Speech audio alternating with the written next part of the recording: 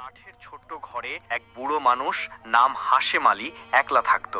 একদিন সকালবেলা হাশেম আলী যেই না ঘরের বাইরে পা রাখলো, অমনি সামনে দেখলো এক অসাধারণ সুন্দর আর জোয়ান মেয়ে সাবিলা পাহাড়ের উঁচু চূড়ায় দাঁড়িয়ে আছে। নিচের দিকে 1000 ফুট গভীর একটা খাড়া খাদ। এই দৃশ্যটা এতটাই অবাক করা ছিল যে হাশেম আলী নিজেকে সামলাতে না পেরে দ্রুত ওর দিকে দৌড়ে গেল। পিছন থেকে এসে সাবিলার হাত ধরে নিজের দিকে টেনে নিল সে। সাবিলা হঠাৎ করে হাশেম আলীকে ঠেলে দিল আর রেগে গিয়ে বলল, তুমি আমাকে থামানোর সাহস কি করে পাও? তুমি কি আমার জীবনে কেন নাক গলাচ্ছ?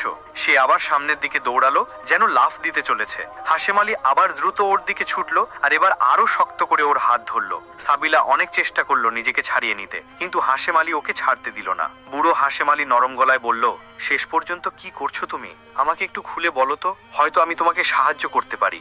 সাবিলার চোখে পানি এসে গেল। সে বলল, তুমি কি আমার সাহায্য করবে? আমার স্বামী হারিয়ে গেছে আর আমার নিজের বাড়ির লোকেরাও আমাকেও বাড়ি থেকে বের করে দিয়েছে। আমার তো কোনো ঠিকানা নেই, আশ্রয়ও নেই। হাশেম আলী কিছুক্ষণ ওকে তাকিয়ে দেখলো, তারপর ওর কবজি ধরে বলল, চলো আমার সাথে। সাবিলা ভয়ে ভয়ে জিজ্ঞেস করলো, কোথায়? হাশেম আলী শুধু বলল, চলো তো। সে সাবিলার হাত ধরে চুপচাপ হিমালয়ের নিচে নামতে লাগলো। সাবিলা বারবার জিজ্ঞেস করলো, আমার হাত ছাড়ো, আমাকে কোথায় নিয়ে যাচ্ছ, একটু বলো তো। কিন্তু হাশেম আলী কিছু না বলে শুধু চুপচাপ এগিয়ে চলল। কিছুক্ষণ হাঁটার পর সে তার কাঠের ঘরের দরজার কাছে পৌঁছালো, যেটা ছিল উত্তরাখণ্ডের এক নির্জন জায়গায়। সে দরজা খুললো আর সাবিলাকে ভিতরে নিয়ে যেতে লাগলো। সাবিলা বলল, এটা কোন জায়গা? কার বাড়ি এটা? আমাকে এখানে কেন আনলে? হাশেম আলী ভিতরে ঢুকে ওর হাত ছেড়ে দিল, দরজা বন্ধ করলো আর ভিতর থেকে তালা লাগিয়ে দিল। সাবিলা ভয় পেয়ে জোরে চিৎকার করতে লাগলো, তুমি কি করছো? দরজা কেন বন্ধ করলে? আমাকে এখানে কেন আনলে? বলো তো কেন? হাশেম আলী চুপ করে শুধু তাকিয়ে রইল। তারপর হঠাৎ দরজা খুলে বাইরে বেরিয়ে গেল আর বাইরে থেকেও তালা লাগিয়ে দিল। সাবিলা চিৎকার করে দরজায় আঘাত করা শুরু করলো, তুমি আমাকে ভিতরে কেন বন্দি করেছো? আমি কোথায় যাব?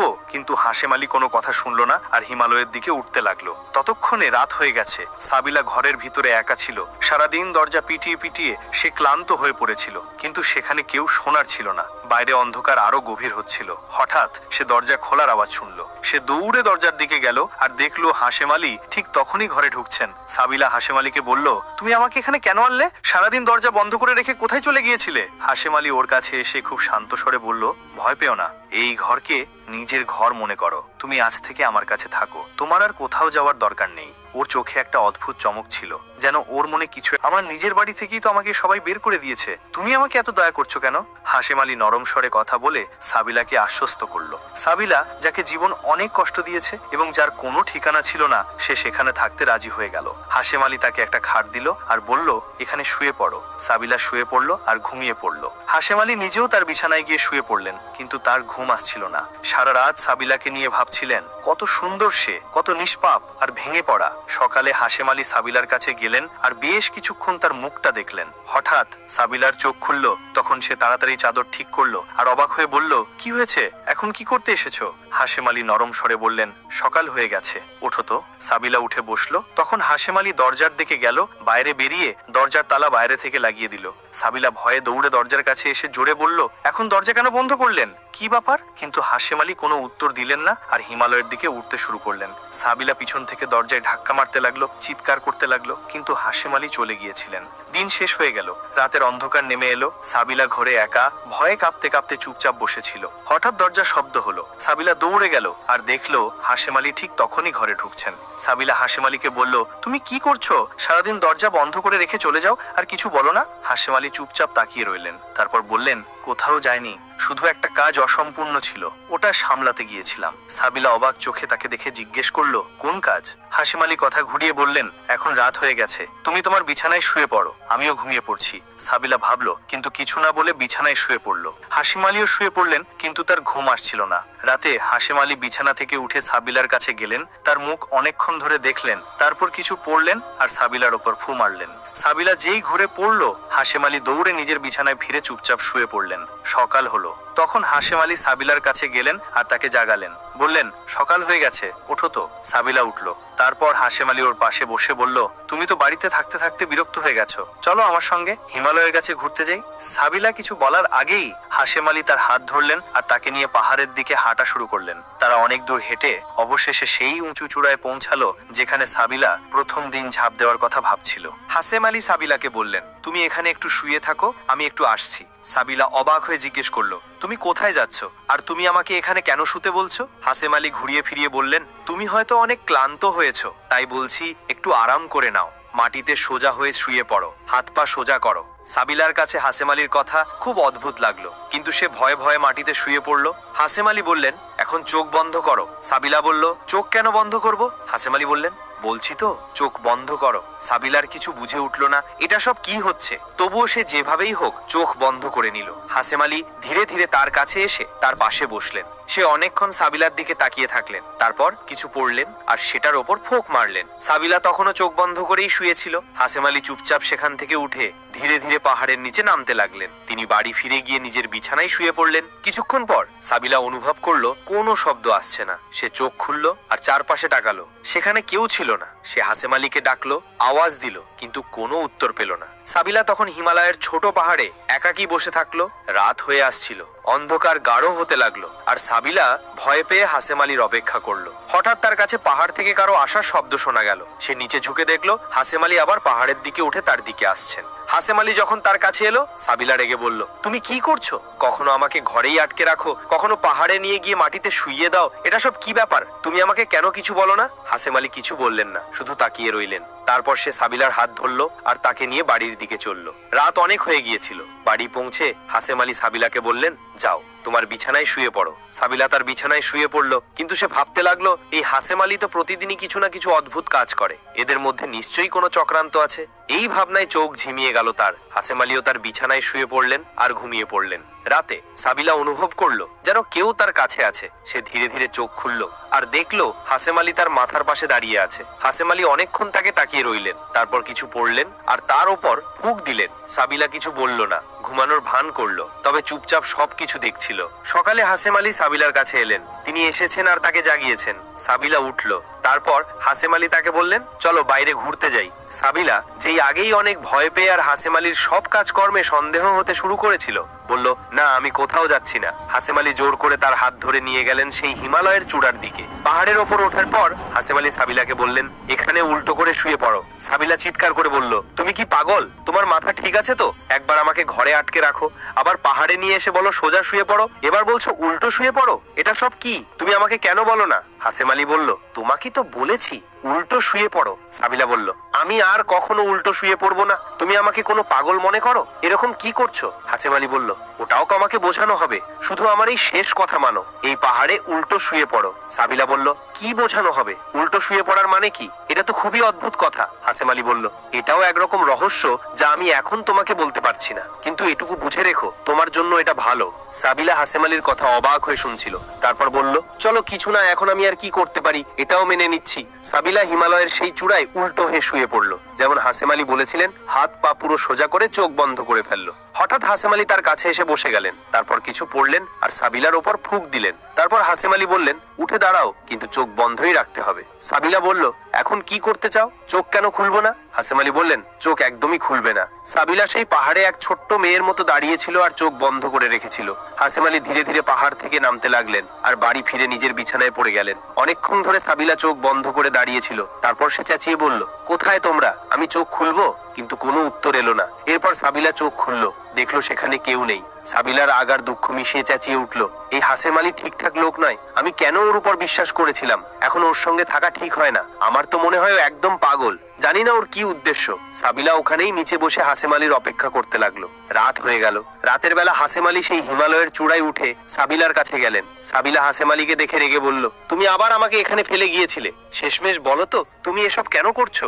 আমার থেকে কি চাও? হাসেম আলী একটু সময় ধরে সাবিলার চোখের দিকে তাকিয়ে রইলেন। তারপর বললেন, 2 দিন আমি এখানে কাটিয়েছি, 2 দিন তুমি। এখন এই শেষ রাত আমাদের দুজনকে মিলেই পাহাড়ে কাটাতে হবে। সাবিলা অবাক হয়ে বলল, কেন এই পাহাড়ে? আমি তোমার সঙ্গে রাত কাটাবো কেন? তোমার মাথা ঠিক আছে তো? কি কথা বলছো? তোমার আসল উদ্দেশ্য কি? আমার সবকিছুই অনেক অদ্ভুত লাগছে। হাসেম আলী বললেন, শুধু এই শেষ রাতটা যদি আমরা একসাথে কাটিয়ে দিই, সব ঠিক হয়ে যাবে। আমার কথা মানো। সাবিলা বলল, ঠিক হয়ে যাবে? তুমি কেন বলো না? শুরু থেকেই তোমার উদ্দেশ্যটা ঠিক লাগছে না আমার। তুমি হয় পাগল, নয় আমাকে পাগল বানাচ্ছ। আমার সাথে কি করতে চাও? হাসেম আলী বললেন, সব বুঝে যাবে তুমি, শুধু একটা রাত কাটিয়ে দাও। সাবিলা যিনি আগেই হাসেম আলীর প্রতিদিনের অদ্ভুত কথা আর আচরণে বিরক্ত ছিলেন, তবুও কোনোভাবে হাসেম আলীর কথা মানলো আর গলা দিয়ে বলল, ঠিক আছে, আজকের রাত তো এখানে কাটাবো, কিন্তু সকাল হলে তোমার বাড়ি ছেড়ে চলে যাব, আর তোমার সঙ্গে থাকতে পারবো না। হাসেম আলী বললেন, ঠিক আছে, আজ রাতটা তো কাটাও, যদি আজ রাতটা আমার সঙ্গে কাটাও তাহলে নিজেই আমাকে ছেড়ে দেবে না। সাবিলা বলল, এ কি অদ্ভুত কথা বলছো, তোমার ইচ্ছা ঠিক তো? হাসেম আলী বললেন, সেটা রাতে বুঝতে পারবে। তারপর হাসেম আলী সাবিলাকে বললেন, যেমন আমি এখানে মাটিতে শুয়ে পড়ছি তুমিও তেমন করো। হাসেম আলী মাটিতে শুয়ে পড়লেন, সাবিলাও মাটিতে শুয়ে পড়লো। হাসেম আলী সাবিলাকে বললেন, চোখ বন্ধ করো আর ঘুমিয়ে পড়ো। সাবিলা চোখ বন্ধ করে ঘুমিয়ে পড়লো। হাশেম আলীও ওখানেই ঘুমিয়ে পড়লেন। রাতের শেষ দিকে যখন সূর্য উঠতে চলেছিল, হাশেম আলী সাবিলার উপর ফুঁ দিলেন। তারপর হাশেম আলী সাবিলাকে জাগিয়ে বললেন, উঠে দাঁড়াও, কিন্তু চোখ বন্ধই রাখো। সাবিলা বলল, এটা আবার কি নতুন পাগলামি? তুমি আবার আমাকে এখানে ফেলে চলে যাবে তো না? আমি আর চোখ বন্ধ করব না। আগে দুবার চোখ বন্ধ করেছিলাম, তুমি আমাকে এখানে ছেড়ে চলে গিয়েছিলে। হাশেম আলী বললেন, না, এবার এমন কিছু হবে না, তুমি চোখ বন্ধ রেখো। সাবিলা, যে এখন পর্যন্ত চুপ করেছিল, রাগ করে বলল, ঠিক আছে, চলো তাহলে। সাবিলা চোখ বন্ধ করলো। হঠাৎ সাবিলা অনুভব করলো কেউ পেছন থেকে এসে তাকে ধরেছে আর তার চোখের ওপর 2 হাত দিয়েছে। ওই উঁচু পাহাড়ের চূড়ায় হাশেম আলী আর সাবিলা ছাড়া আর কেউ ছিল না। তাই সাবিলা বুঝে গেল এটা হাশেম আলী যে তাকে পেছন থেকে ধরেছে। সে রেগে বলল, এরকম কিসের কাজ? তুমি আমাকে এভাবে কেন ধরছো? কিন্তু কোনো শব্দ হলো না। সাবিলা আরো জোরে চেঁচালো, ছেড়ে দাও আমাকে, এটা কি করছো? কিন্তু কেউ তার চোখের ওপর হাত রেখে পেছন থেকে ধরে দাঁড়িয়েছিল। সাবিলা একটা ঝটকা দিয়ে নিজেকে ছাড়িয়ে নিল আর পেছনে তাকিয়ে দেখল ওখানে বুড়ো হাশেম আলী ছিল না, বরং একজন তরুণ ছেলে ছিল। সাবিলা তাকে দেখে আনন্দে জোরে জোরে চিৎকার করে উঠল, ওই, ওটাই তো আমার স্বামী রাশেদ। সাবিলা দৌড়ে গিয়ে রাশেদের সঙ্গে জড়িয়ে ধরলো। সে আনন্দে চেঁচিয়ে উঠল, তুমি এখানে কিভাবে এলে? আমি তোমাকে কোথায় কোথায় খুঁজেছি, তুমি কোথায় চলে গিয়েছিলে? সাবিলার আনন্দের কোনো শেষ ছিল না। সে বারবার নিজের স্বামীকে জড়িয়ে ধরে কেঁদে চলল। তারপর হঠাৎ সাবিলা চারদিকে তাকিয়ে বলল, ও বুড়ো হাশেম আলী কোথায় গেল? তুমি কি ওকে চেনো? ও কি তোকে এখানে এনেছে? হাশেম আলী কিছু বলল না। সে শুধু সাবিলার হাতের তালু ধরে বলল, চল আমার সাথে। সে তাকে নিয়ে গেল ঠিক সেই কাঠের ঘরে যা উত্তরাখণ্ডে ছিল, যেখানে হাশেম আলী থাকতো। সাবিলা দেখলো আর বলল, এ তো ঠিক ওই হাশেম আলীর ঘর। কিন্তু রাশেদ কিছু বলল না। সাবিলা আবার বলল, তুমি আমাকে এখানে কেন নিয়ে এলে? রাশেদ বলল, তুমি আগেও তো এখানে থাকতে, এখনো থেকো। সাবিলা অবাক হয়ে তার স্বামীর দিকে তাকালো। তোমাকে এটা কি করে জানলো? রাশেদ হাসতে হাসতে বলল, আমার সবকিছু জানা আছে। এটা হাশেম আলীরই ঘর। কিন্তু আগে বলো তো, ও হাশেম আলী কে? কেমন মানুষ ছিল? সাবিলা বলল, জানি না ভালো ছিল না খারাপ, কিন্তু সে অনেক অদ্ভুত আচরণ করত। রাশেদ তাকে দেখে হাসলো আর বলল, কাউকে ভালো না বুঝে খারাপ বললে চলে না, হয়তো ওর পিছনে কোনো রহস্য আছে। তারপর রাশেদ বলল, তুমি একদিন এখানে ওই ছোট্ট লাফ দিয়ে নিজের জীবন দিতে এসেছিলে। তারপর তোমাকে হাশেম আলী বাঁচিয়েছিল। সে তোমাকে এই বাড়িতে নিয়ে এসেছিল আর রাতের বেলা কিছু না কিছু অদ্ভুত করত। তোমার উপর কিছু পড়িয়ে ফুঁকতো, কখনো সে বাড়ি থেকে গায়েব হতো আর তোমাকে ভেতরে আটকে রাখতো, আবার কখনো তোমাকে হিমালয়ের চটানগুলোতে শুইয়ে দিত। সাবিলা তার স্বামীর মুখ থেকে এই কথা শুনে অবাক হয়ে গেল। তোমাকে এটা সব কিভাবে জানালো? আমার তো এরকম সবই হয়েছে। রাশেদ বলল, আমাকে সবকিছুই জানা আছে, কিন্তু আমি সব বলার আগে তুমি কি জানতে চাও আমি কোথায় গিয়েছিলাম? সাবিলা বলল, হ্যাঁ, তুমি কোথায় গিয়েছিলে? রাশেদ বলল, মনে আছে যেদিন আমি বাড়ি থেকে বের হয়েছিলাম আর কখনো ফিরিনি? হ্যাঁ, সেই দিন আমি কখনো ভুলতে পারবো না। রাশেদ বলল, ঠিক সেই দিন যখন আমি বাড়ি ফিরছিলাম, পথে আমি একটা মেয়ে পেলাম যে অনেক রহস্যময় লাগছিল। সে আমাকে বলল, তুমি আমার সাথে বিয়ে করো। আমি রাগে বললাম, তুমি কি বলছো? আমি তো আজে থেকেই বিয়ে করা, আমার বউ আমার জন্য অপেক্ষা করছে। ওই মেয়েটার মুখ দেখে আমার ভয় লাগছিল। সে তো সাধারণ কোনো মেয়ে ছিল না। যখন আমি তাকে ঠুকরালাম, তখন সে আমার ওপর কিছু পড়লো আর ফুঁক মারলো, আর আমি এক মুহূর্তেই তরুণ থেকে বৃদ্ধ হয়ে গেলাম। তারপর আমি ঘরের দিকে দৌড়ালাম, কিন্তু দরজার কাছে পৌঁছে আমার মনে একটা কথা এলো, এই অবস্থায় তুমি আমার। তারপর আমি ফিরে গেলাম ওই জায়গায় যেখানে ওই মেয়েটাকে হারিয়েছিলাম, সেখানেই দৌড়ে গিয়েছিলাম, কিন্তু সে কোথাও পাওয়া গেল না। ক্লান্ত হয়ে যখন ফিরছিলাম, পথে এক বৃদ্ধ সাধুর সঙ্গে দেখা হলো। আমি সব কথা তার কাছে বললাম। সে বলল, এটা একটা কালো জাদু, কিন্তু ভালো মন আর সত্যের সামনে এই জাদুও টিকতে পারে না। সে আমাকে বলল, এই জাদু থেকে বাঁচতে হলে আমাকে কোনো নির্জন জায়গায় একা থাকতে হবে। যদি আমার স্ত্রী আমাকে সেখানে খুঁজতে খুঁজতে আসতে থাকে আর আমি তাকে কিছু না বলে প্রতিদিন রাতে কিছু মন্ত্র পড়ে তার ওপর ফুঁক মারতে থাকি, তাহলে একদিন সে আমাকে আলিঙ্গন করবে আর সেই মুহূর্তেই আমার জাদু ভেঙে যাবে। আর সবকিছু আমি সেই দিন থেকেই করছি। তুমি তখন থেকে করছিলে যখন থেকে তুমি আমাকে ওই হাশেম আলীর রূপে দেখেছিলে। সাবিলা এটা শুনে হচকচকিয়ে গেল। তারপর বলল, কি বললে? ওই বুড়ো হাশেম আলী তুমি নিজে? কি? রাশেদ বলল, হ্যাঁ, ওই হাশেম আলী আমি নিজেই ছিলাম।